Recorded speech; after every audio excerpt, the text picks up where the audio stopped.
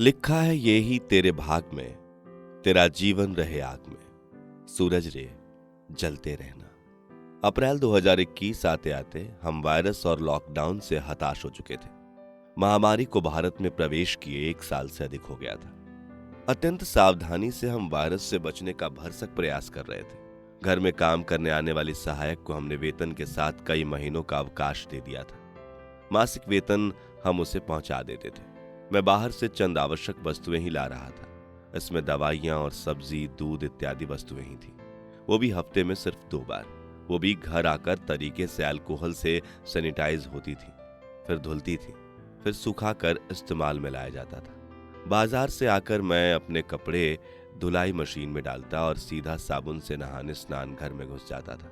बाजार जाते हुए हाथ में हमेशा सैनिटाइजर रहता और मुंह पर डबल मास्क।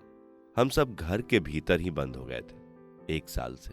सबसे ज्यादा चिंता माँ की थी। उनकी आयु 80 वर्ष हो गई थी।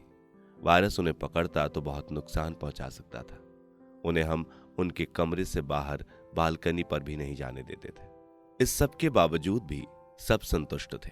महामारी की मार तो समस्त विश्व ही झेल रहा था, हम भी झेल रहे थे, परंतु सामान्य रहने का प्रयास कर रहे थे।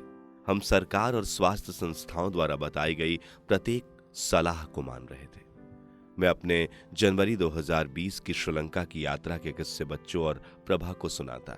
मेरी यह यात्रा मार्च 2020 में लॉकडाउन लगने से मात्र 2 दिन पहले ही संपन्न हुई थी। इस यात्रा में हम 9 मैनेजर गए थे, पुणे की जर्मन कंपनी के।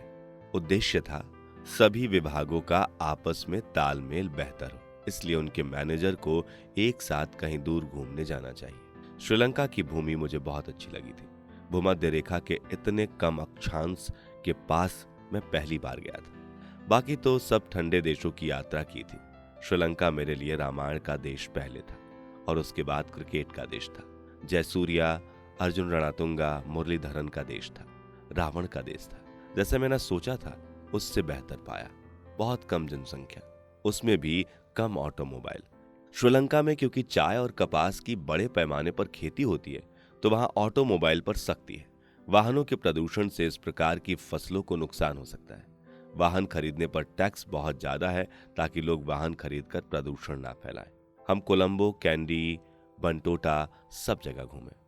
हर जगह प्रभा की याद मेरे साथ रही, चाहे वो कोलंबो का ऐतिहासिक एयरपोर्ट हो या कैंडी का हिल स्टेशन, बंटोटा के समुद्री किनारे पर बना आलीशान रिजॉर्ट हो या फिर नुवारा एलिया जहां सीता वाटिका है।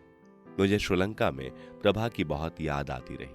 मैं चाहता था प्रभा, माँ और बच्चे भी इस ऐतिहासिक देश को देखें। मैं प्रभा और बच्चों को वहां से बार बार वीडियो कॉल करता रहा, खास तौर से सीता वाटिका से।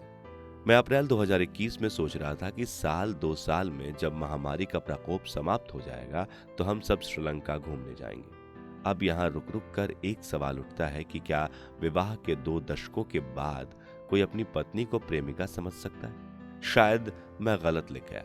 सही सवाल यह है कि क्या कोई पत्नी विवाह के 2 दशक के बाद भी अपने पति की प्रेमिका बन के रह सकती है?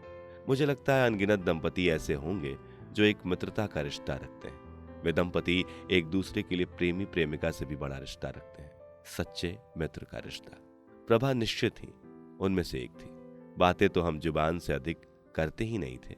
शाब्दिक प्रेम में हम दोनों शर्माते थे, परंतु एक दूसरे का ध्यान रखने में हम अपनी पूरी ऊर्जा लगा देते थे।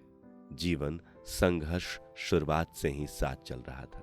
जीवन जीने का तरीका भी लगभग एक जैसा था।